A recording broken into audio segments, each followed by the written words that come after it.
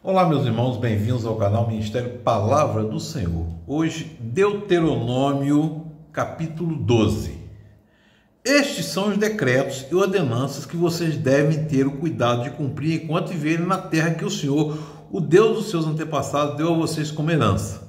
Destruam completamente todos os lugares nos quais as nações que vocês estão desalojando adoram os seus deuses, tanto nos altos montes como nas colinas e à sombra de toda árvore frondosa. Derrube os seus altares, esmigalhem as suas colunas sagradas, queimem os seus postes sagrados, despedacem os ídolos dos seus deuses, eliminem o nome deles daqueles lugares.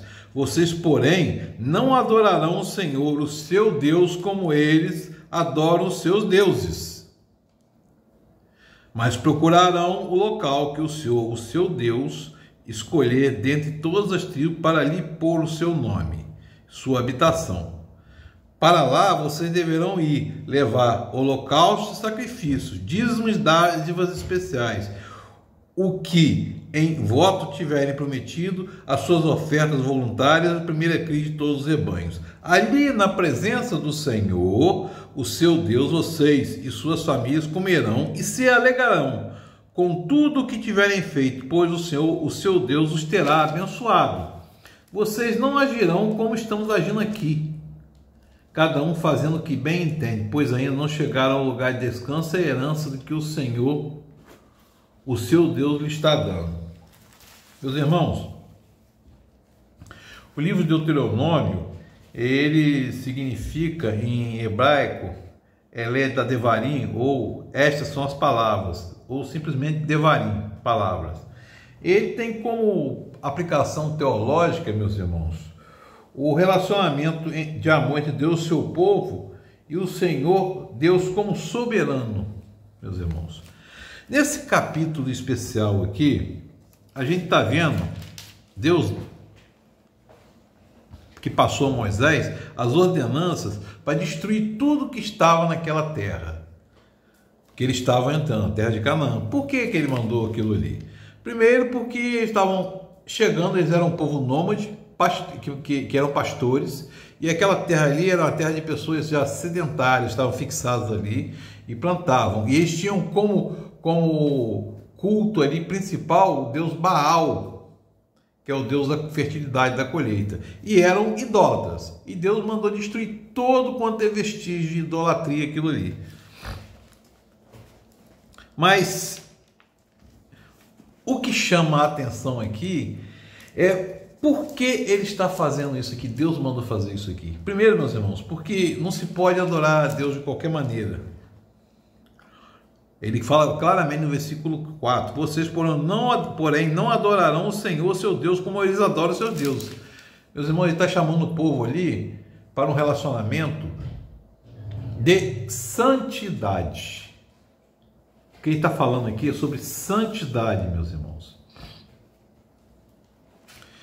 Não é como, por exemplo, Adão e Eva, antes da queda, não precisavam estar em santidade, porque eles já estavam em santidade, eles eram puros e inocentes. Mas depois da queda, para entrar na presença do Senhor, é preciso santidade, meus irmãos. É preciso santidade. E trazendo para esse contexto, para o nosso Novo Testamento, Jesus nos deu como herança, através do seu sacrifício vicário, coherança, o reino. Somos co-herdeiros do trono da graça. Mas, quando a gente aceita Jesus Cristo, a gente entra num processo de santificação. Tanto lá como hoje, a gente precisa estar no processo de santificação, que só pode adorar a Deus num processo de santificação. Não se pode adorar a Deus de qualquer maneira.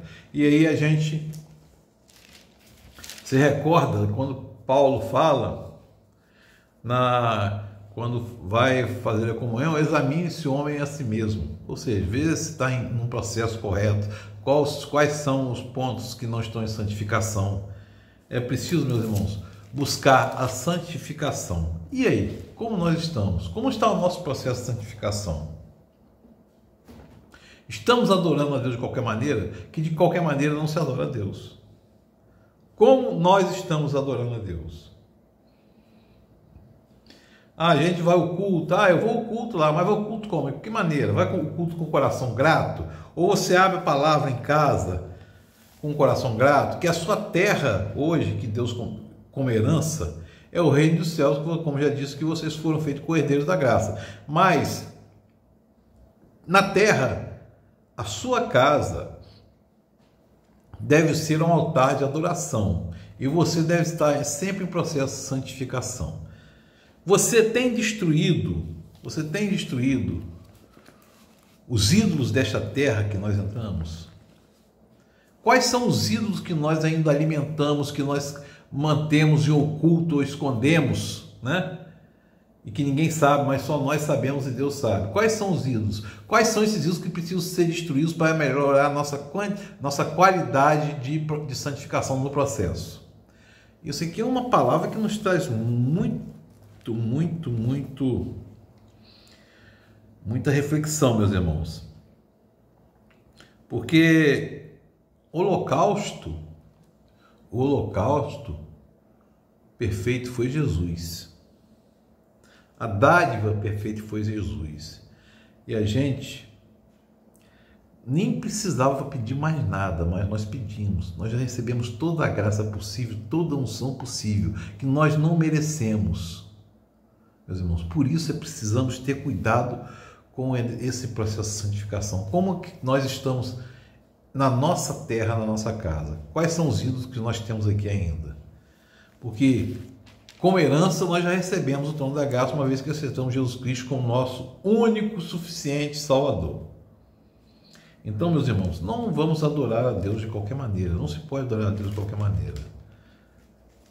Mas a gente deve adorar ao Senhor, primeira coisa, dizendo a Ele: Senhor, o Senhor é o soberano da minha vida. O Senhor conduz a minha vida. O Senhor é o dono da minha história. A gente adora a Deus de joelho no chão e coração rasgado em saco e cinzas, meus irmãos. Num processo de santificação. Dando a Deus a devida adoração. E não a qualquer outra coisa. Porque só Ele merece a adoração. Só Jesus Cristo merece a adoração.